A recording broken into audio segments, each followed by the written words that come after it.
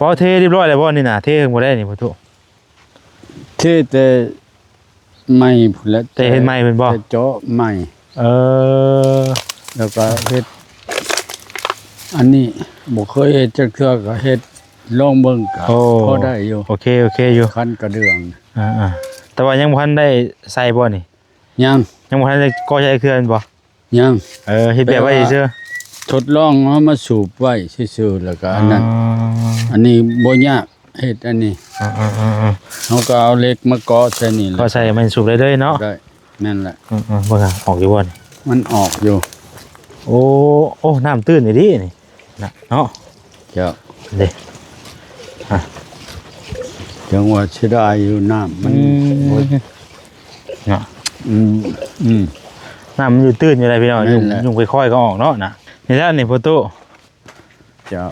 ตาราง4ก้อเด้อเจ้าเป็นทางผู้ใหญ่เพิ่นที่ว่าลูกมาแจ้งไว้มื้อนั้นแหละเจ้ามาแจ้งว่าสิซื้อตารางมาให้เจ้าอ้างมาให้พ่อตู้น้องมะลิก็ได้ว่าอันสาวพลมันบ่อยู่เฮือนก็เลยเอาจะว่าอย่าเอาตารางมาฝากไว้เห็นหน้าโดยเฮาเหยียบแล้วบ่เป็นหยังดอกว่าโอ้ต้นนักเติบเลยโอ้โตตัวตัวตัวอ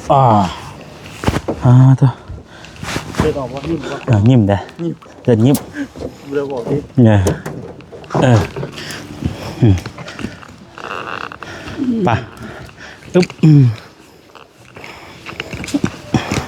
ถอยต้องใส่เกียร์ถอยดุน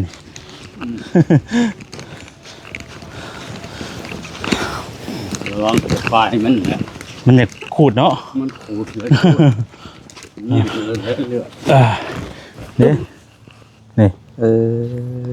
เดินยิ้มได้มีกระไพบ่ตัวยานนี่ยังเฉยนี่เอาขาดตอนอะไรวะตั้งนี่บ่ตั้งนี่บ่จุกขาดมันจะก่อตอนไหนวะขาดไปผู้ตัวเลยเนาะขาดไปผู้ตัวเลยเนาะชนจนขาดเลยเนี่ยโอ้โหนอนเลยนอนสุดยักษ์ขวบผมก็ดูเมื่อเลยพูดได้มันถือกันทางนอกดิถือทางในนะว่าจะโดนก็ได้เนาะเราถึงด้วยพันหนองม่วงขายไปนั่นนี่แหละแม่ก็ไปจังแนวเห็ดหมักซะดีนี่ก็ได้ตัวนี้ห่อกาบตัวนี้เนาะโอ้ยห่อกาบตัวแบบนี้พอเสร็จเนาะเรื่องนี่แหละเขามาฟานนะครับตัวอะไรก่อนนี่นะทงละ10ชุดทงนี่จะทง2 4 5ดิเนาะเอาตัวนี้ก็ได้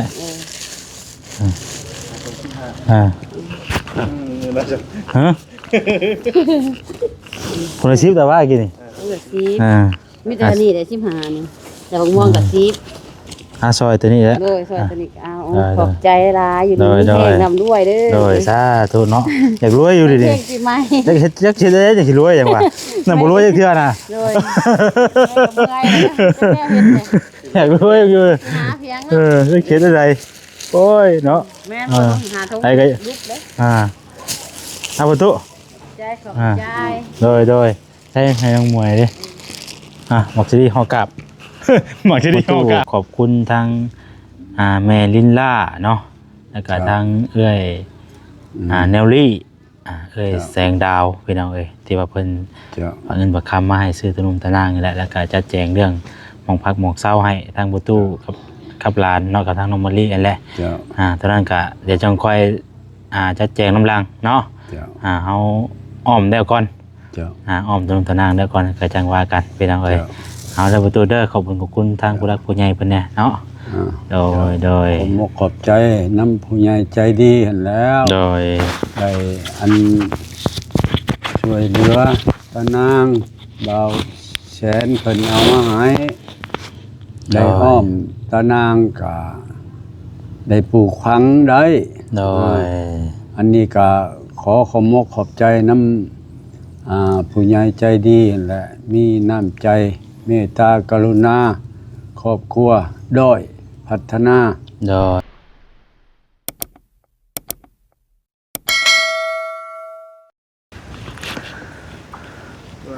พี่น้องเอ้ยเนาะ บ่มีโฮมมีเงาเลยพี่น้องเอ้ย เอามื้อนี้เดินทางเข้ามา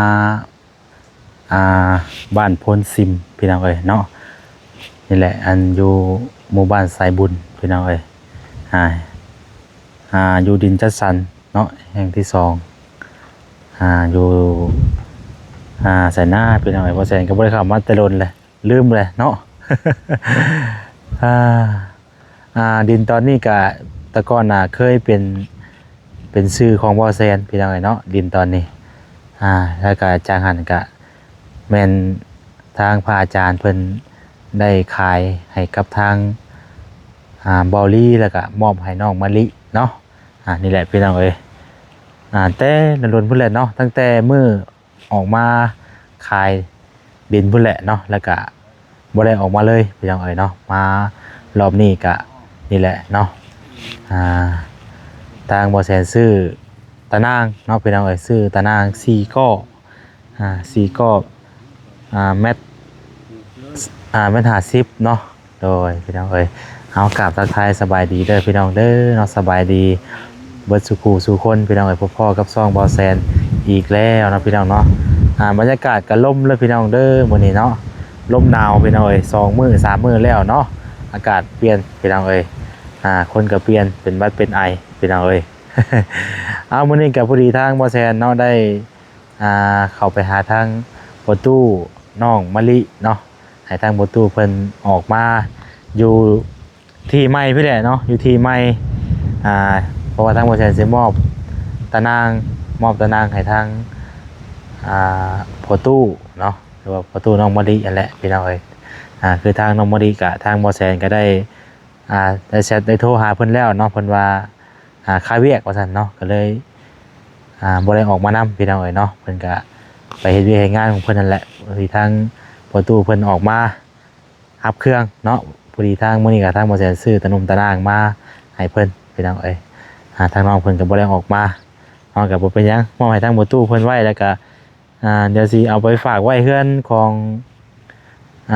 สาวฝนเนาะเขาเพิ่นอยู่เฮือนได้พี่น้องเอ้ยแนมเบิ่งคือจัง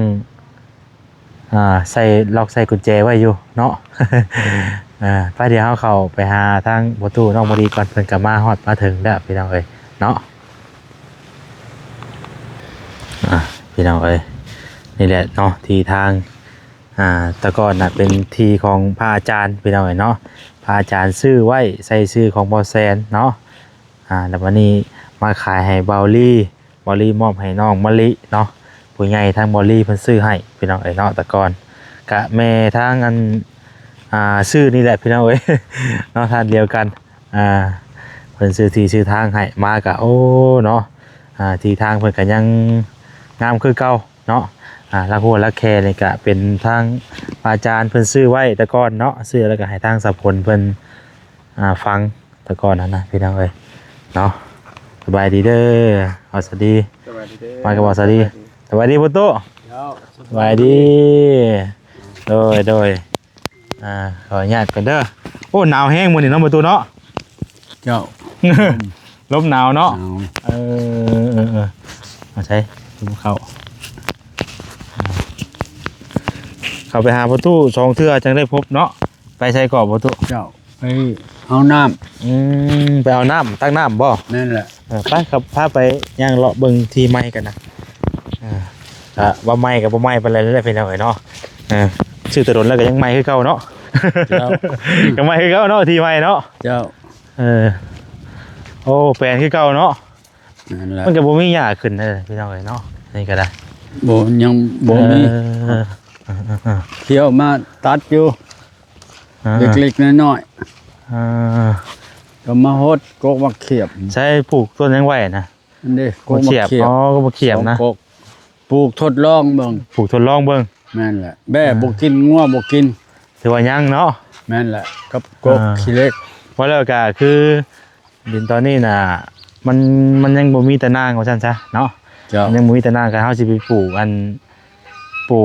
ลูกนี่ไว้ก็มันก็บ่ยังเนาะบ่ถูก แม่นแหละ นอกจากว่ามีตะนางไว้คือแบบที่แหละพี่น้องเอ้ย เจ้า เฮาจังสิสามารถปลูกหันปลูกนี่ไว้ได้ จ้ะ ถ้ามีตะนางแล้วก็โอเคครับปลูกหยังก็ได้บัดนี้นะ เจ้า ถือว่าปลอดภัย บ่ลืมอัดแต่ประตูเท่านั้นแหละเนาะ น้ำก็มีเด้นี่นะ อัดเฮาขาย ข้างนี้มันบ่ได้อ้อมข้างนี้เพราะว่าทางสาพลเพิ่นอ้อมหมดแล้วเรียบร้อยแล้วตัวนี้ แม่นแหละ อ้อมแต่ข้างอ้อมแต่3ล้านเนาะทางนั้นทางนี้ เจ้า3ด้าน 2ก้อนน่าจะได้อยู่เนาะพออยู่2ก้อนเนาะข้างนี้ก็ นั่นแหละ นี่ก็ก้อนนึงก็พอนี่ ก็หนึง เพราะว่ามัน20เมตรเด้พี่น้องเอ้ย เจ้า พอเทเรียบร้อยแล้วบ่นี่น่ะเทบ่ได้นี่พ่อตุ ที่แต่ไม่พุ่นละ แต่เฮ็ดใหม่เพิ่นบ่ แต่เจาะใหม่ เออ แล้วก็เฮ็ดอันนี้บ่เคยเฮ็ดจักเทื่อก็เฮ็ดลองเบิ่งก็พอได้อยู่ โอเคอยู่ คันกระเดื่อง แต่ว่ายังบ่ทันได้ใส่บ่นี่ ยัง ยังบ่ทันได้ก่อใช้เครื่องบ่ ยัง เฮ็ดแบบไว้ซื่อ ทดลองเอามาสูบไว้ซื่อๆแล้วก็อันนั้นอันนี้บ่ยากเฮ็ดอันนี้เฮาก็เอาเหล็กมาเกาะใส่นี่แหละ ก็ใส่มันสูบได้เลยเนาะ ได้นั่นแหละ บ่ค่ะออกอยู่บ่นี่ มันออกอยู่ โอ้น้ำตื้นนี่ดินี่นะเนาะ เจ้า เด้ จังว่าเสียดายอยู่น้ำมันบ่ เนาะ อืม น้ำมันอยู่ตื้นอยู่เลยพี่น้อง นั่นแหละ ยุ่งค่อยๆก็ออกเนาะนะ เจ้า เด้แต่ว่าน้ำมันก็จะขุ่นนิดนึงเนาะ เจ้า เพราะว่าบ่ได้ใช้เริ่มใช้ได้บ่นี่นะเย็นบ่โอ้คักเย็นจะจ้อยว่าแล้ว ระวังหนาวหกเนาะอันนี้ก็ได้ ก็สิให้มันหกย่านเพราะว่าย่านยังมันมา มาเหยียบมา ก็ได้ โคม ขนาดมันเปลี่ยนแบบเช่นว่ามันมีแนวมาชนเนาะ แม่นแหละ บัดนี้กัน ปลามันหกบัดนี้แหละเฮาได้ตะนางแล้วเฮาบ่ย่านงัวย่านแบกเข้าแล้วเฮาเสียอนามัยหมดจุดเผามันคักแน่ แล้วบัดพี่น้องเอ้ยเนาะเอาแต่นางมาใส่นี่ก็ถือว่า เจ้า เฮ็ดได้สะดวกสบายบัดนี้ เจ้า มีแต่นางอ้อมเลยเด้ถือว่าอันนี้ก็เข้ามาบ่ได้เนาะ เจ้า นี่เพิ่นก็ยังปลูกมันคือเก่าเนาะไปถ่ายประตูไปเบิ่งมันพอดีลูกซื้ออันตะนางมาให้และน้องมะลิได้เพิ่น เจ้า จังใดก็ สิเอาเพิ่นมาอันนี่แหละมื้ออื่นนี่แหละ เพิ่นก็ไปเฮ็ดเวียกน้ำไผขอบประตูนะ น้ำนาเช้าน้ำเบา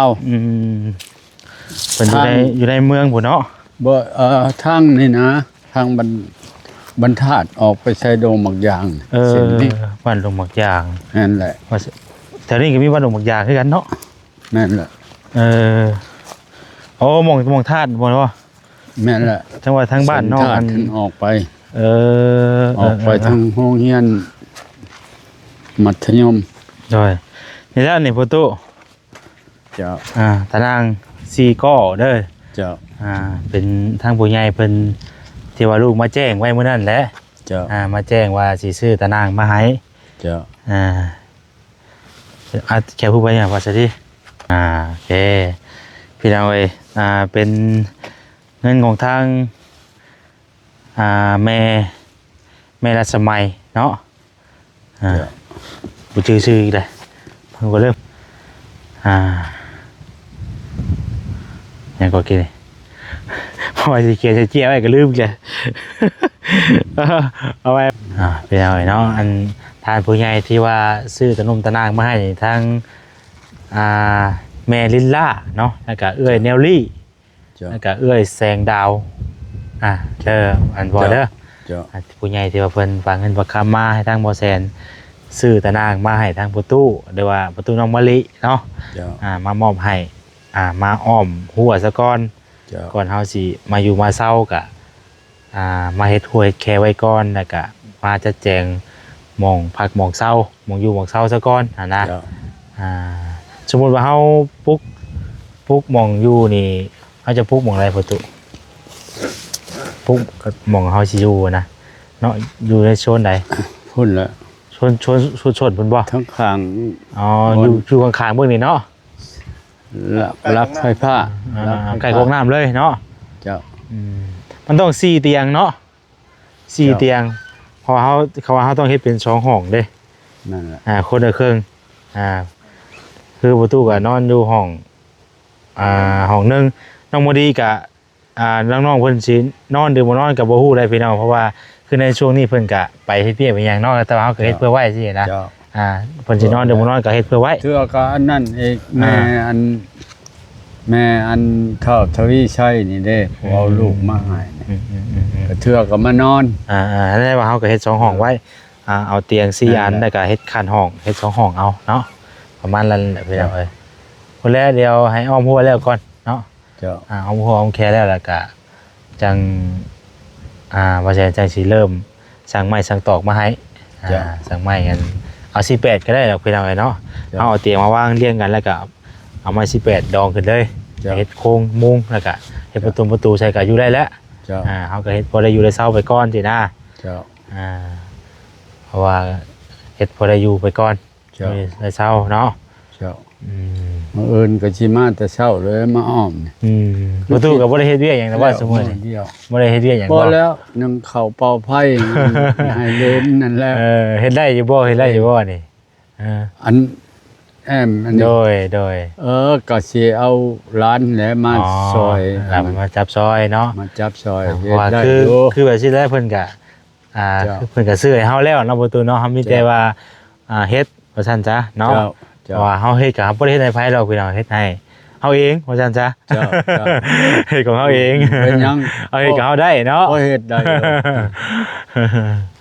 เอาเฮ็ดกับเฮาได้พี่น้องเอ้ยเนาะ เจ้า เอาพอดีบ่พอก็จังว่ากันเพราะว่าก็แอมมังกรตามที่เฮาไล่ไว้นี่ก็มันก็เดือแล้วเนาะมันก็เดือแล้วแหละพี่น้องเอ้ยเพราะว่าก็ละ20เมตรเพราะฉะนั้นซื้อทั้งหมดนี่แม่นรวมทั้งหมดนี่แม่น2,720,000ก็ละ680,000ก็ละ680,000 เจ้า 20เมตรคือไปถ่าเอาเลยได้พี่น้องเพิ่นเฮ็ดในตอนนั้นเลยพอมันเบิดเลย โอ้ เชื่อโรงงานเลยเด้ โอ้ บางหม่องก็แพง700,000ปลายก็มี แม่นแล้ว บางหม่องก็พี่น้องเนาะอันนี้เขาจะเอาลงไว้ใช้ประตูเพิ่นจะผลคือมีคนอยู่บัดนี้ อันเบิ่งเฮือนอันบ่ เพิ่นไผ เฮือนอันหยังหลังที่3นี่นะแม่หยัง เพิ่นน้องมีน้องไม้น่ะบ่เห็นบ่ บ่เฮือนทางกลางนี่นะ อันนั้นเพิ่นบ่ อ๋อ เฮือนน้องมวย สาวอีเออ เพิ่นน้องมวย เอาไว้นี่บ่ จักเราอยู่บ่ คือเห็นเราอยู่เลยกินนี่ บ่ สิไป ไป เว้าน้ำลาย ไปบ้านเพิ่นก็ได้จ้ะ ไปบ้านเพิ่นก็ได้ให้ประตูเพิ่นไปเว้าน้ำเพิ่นก่อนเนาะเฮาสิฝากเครื่องไว้ก่อนสินะพี่น้องเอ้ยเนาะ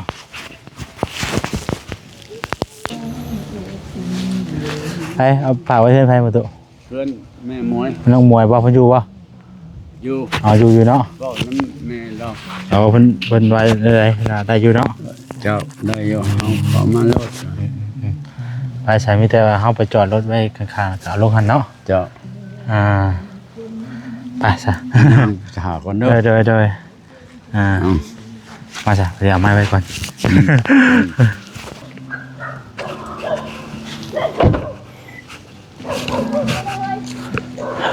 เธอ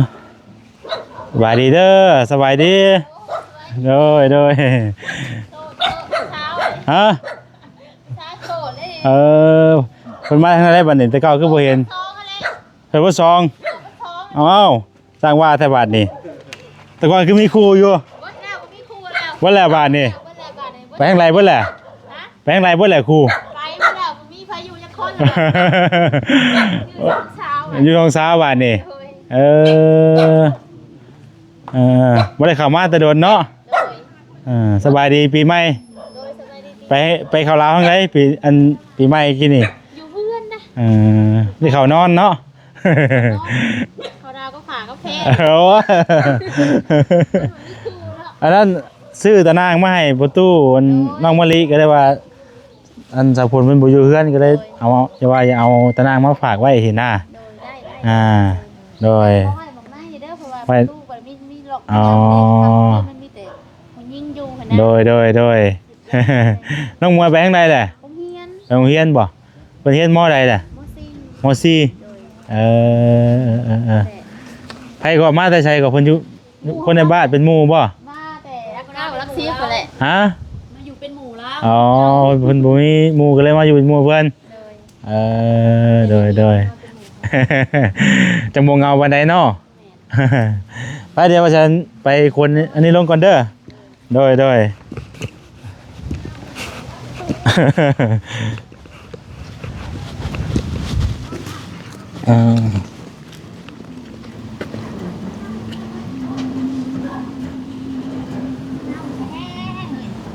ึ๊บใช่โอ้มันมัดคากิเลยนี่จ้ะ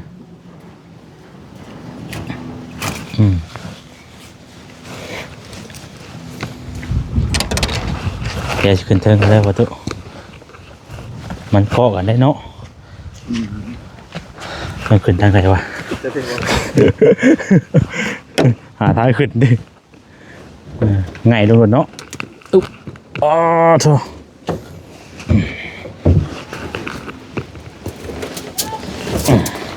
เขาเหยียบแล้วมันเป็นยังไงวะ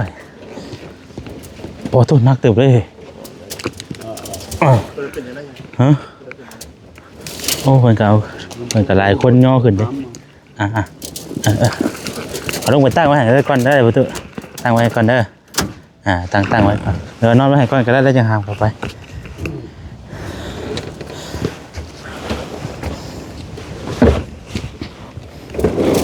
ใส่อ๋อโธ่อ๋อโธ่หนักกะดิก็กันบ่บัดโอ้ใส่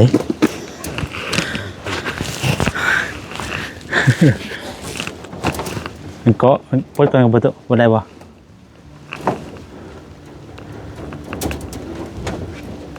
นี่ก็กันโอเคใช้ขาใช้อีกวันอ๋อโหเลือดออกเลยฮะโอ้เดี๋ยวช่างเหนียวไม่ได้เดือแล้วฮะโอ้โถตัวตัวตัวเดินออกว่านิ่มว่า ยิ้มได้เดินยิ้ม เร็วบอกที่ เนี่ยเอาโรงงานดอกบาทนี่ตัวมันอีกก้อนตัวนี้อึ๊บเอาอันนี้เขากันไปตัวพอมันโรงงานจะได้บ่คิดนี่มันของกันกิ้งเอาไปอย่างเนาะจังโมนักเลย อะไรจะเจ้าแล้ว หามได้บ่ ฮะ เจ้าเขาคอย หามาเลยบ่ทำไมกิ้งเอาได้ป่ะบุตรอึ๊บพอชดีอึ๊บปฏิเป็นกำลังใจให้ อึ๊บไว้ดิเนาะโอ้อึ๊บตัวนักเทะเลยนักเทะอยู่โอ้ตัวขอยืนเพื่อขึ้นมานักไปไหนที่โอ้ยก็เจ้ากะ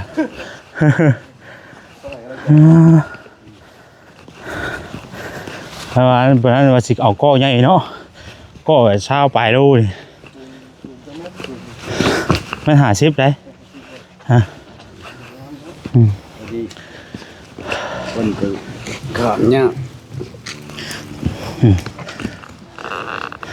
ป่ะอึ๊บถอยต้องใส่เกียร์ถอยดุน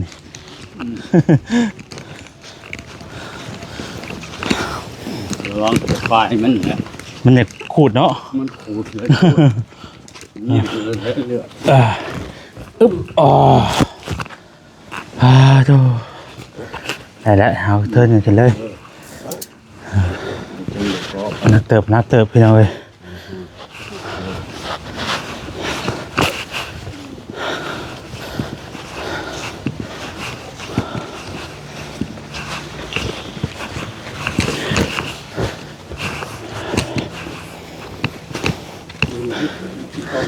อีกสองฮึบป่ะ ปีนมันจะมาขูดรถ ได้ป่ะ ปีนตั้ง อ๋อปีสิป่ะ เออ มา มาขูดรถ ฮาดิโอ แพงมันได้มันใหม่รุ่น สมัยก่อน สุดจะมาจัก สมัยได้เนี่ย เปลี่ยนบ่ เอาเปลี่ยนกันได้เปลี่ยนเอา คอยยังได้อยู่ เอาเถอะเอาสากขวดก็ได้ขวดก็ได้เอาไปจ้ะ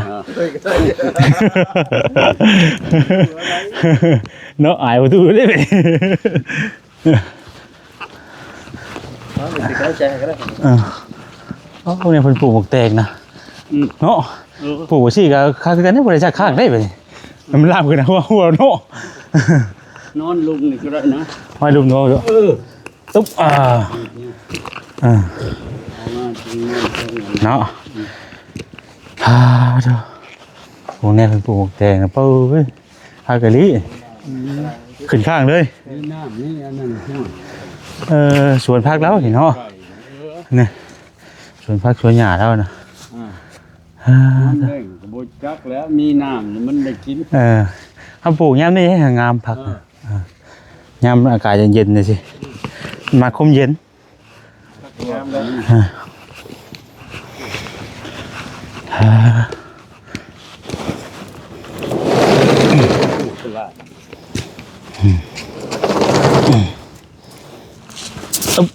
อีกวันนี้ลึกอีกวันนี้มันเอาไปไปบ่จังหน่อยเด้อพี่น้องเด้อโอ้จ้าไปมาไว้พูดมาไว้พูดเลยกินถึงโทษชาติว่าเราไปไว้พูดตุ๊บเดี๋ยวเรียบร้อยซักมือก่อนพอใช่ดิ จับมือบ่ได้เพได้เพกินนี่นะว่าเพนะมือเจ้าน่ะ นี่เดินยิ้มได้ มีกระไพบ่ต่อยานนี่ยา ยังชานี่ เอาขาดตอนอะไรวะ ตั้งนี่บ่ตั้งนี่บ่จบขาด มันจะก่อตอนไหนวะ ขาดไปพูดตัวเลยเนาะขาดไปพูดตัวเลย เนาะน่ะชนจนขาดเลยเนี่ยโอ้โหโอ้ นอนอันนี้นอนสุดยักขวบ ผมก็ดูเมื่อเลยเลยผู้แรกมันถือกันทางนอกดิถือทางในนะว่าจะดงก็ได้ เนาะเราปีนหนุนด้วยมีลายหม่อง เนาะคนมาจากวัน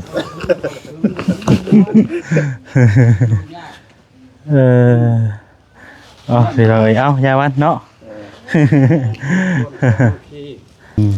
อยู่เพื่อนแต่ละก็บ่จักได้อยู่ cái đây này อันละ10,000กีบทงหนึง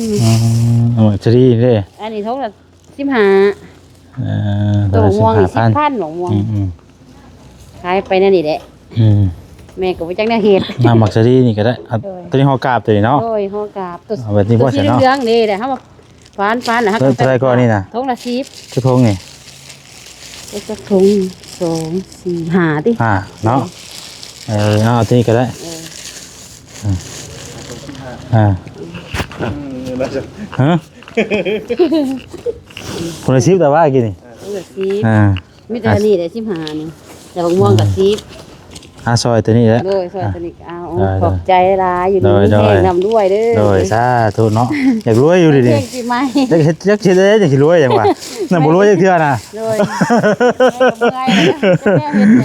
เนี่ย อยากรวยอยู่ หาเพียง จะเขียนอะไรโอ้ยเนาะ แม่บ่หาทงลุกเด้อ เอาประตู ใจขอบใจ โดยให้น้องมวยดิหมอกสิดีฮอกลับหมอกสิดีฮอกลับให้น้องมวยโอ้ยขอบใจ โดย โดย เอาไปมียังตอบแทน โอ้ยบ่เป็นหยังดอกเนาะนี่ดิพี่น้องเอ้ยได้ฝากนี่แหละตะนมตะนางนี่แหละไว้ยังบ่ได้ ให้ประตูเรามาอ้อมไปเลย เนาะมาอ้อม โดย นี่ว่าลูกเช้านะ ฮะถึงเอาแค่หูเลยนะ เดี๋ยวเขาพูดสิน้อยแน่มาทางนี้เพราะอะไรบอกว่าเป็นยังครับเพราะอะไร เอา อืมไปให้อีก หลายสาย เดี๋ยวได้หลานเลย โดยให้นี่กาซีกล้าพูดกันแล้วเอานี่ลงแล้วเลยดิเนาะพี่น้องเลยสวัสดีพี่น้องเนาะก็ได้เอาตะนมตะนางลงแล้วพี่น้องเลยเนาะลงไปตีม้อยแล้วนี่แหละฝากไว้เพื่อนแม่น้องมวยมันก็มีนั่นอยู่เนาะมาประตูมันมีอันอย่างหน้าเล็กอยู่เนาะมีแต่เฮาดึงแล้วก็ตอกยังสิได้เอาลวดมัดอีก เพราะว่าป้องกันการเสียหาย โอ้ เอาอาศัยแต่เล็กอันนั้นหนีบไว้บัดเขาหื้อเอาเลย ง่ายบ่ ง่ายมันง่ายมัดไว้ ต้องได้เสริมอีกต่างหากบ่ เสาฮะ เขาต้องได้เสริมอีกเนาะ นั่นแหละเอาเล็กลวดมามัดติดใช้แต่ละเสา โดยเพราะว่ามันให้ล็อกไว้นะไว้แล้วกันเนาะ นั่นแหละ เอามีแต่ให้ทั้งมตู้ขอบคุณทางแม่ลินล่าเนาะแล้วก็ทางเอ้ยแนลลี่เอ้ยแสงดาวพี่น้องเอ้ยที่ว่าเพิ่นฝากเงินฝากคำมาให้ซื้อตะนุ่มตะนางนี่แหละแล้วก็จัดแจงเรื่องหมองพักหมองเศร้าให้ทางมตู้กับหลานเนาะกับทางน้องมะลิอันแหละตอนนั้นก็เดี๋ยวจังค่อยจัดแจงน้ำลังเนาะเอาอ้อมได้ก่อนอ้อมตะนุ่มตะนางได้ก่อนก็จังว่ากันพี่น้องเอ้ยเอาแล้วประตูเด้อขอบคุณทางผู้รักผู้ใหญ่เพิ่นเนี่ยเนาะโดยผมขอบใจน้ำผู้ใหญ่ใจดีเห็นแล้วโดยได้อันช่วยเหลือตานางเบาแสนเพิ่นเอามาให้ได้อ้อมตานางก็ได้ปลูกฝังได้โดยอันนี้ก็ขอบใจน้ำผู้ใหญ่ใจดีเห็นแหละมีน้ำใจเมตตากรุณาครอบครัวด้อยพัฒนาโดยให้หลานให้เลนมีอยู่มีกินโดยอันขอให้บุญคำนำสู้อันผู้ใหญ่ใจดีอันแล้ว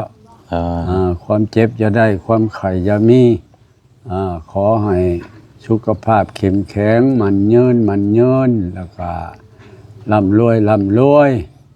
ขอให้มีน้ำใจใสศรัทธาเอื้อเพื่อแผ่ต่อครอบครัวผู้ที่ด้อยโอกาสนั่นแล้วขอให้แห้งนะประตูเนาะบังแยงแด่พอได้มีเฮือนมีชานปลูกฝังหาอยู่หากินเลี้ยงหลานเลี้ยงเลนต่อไป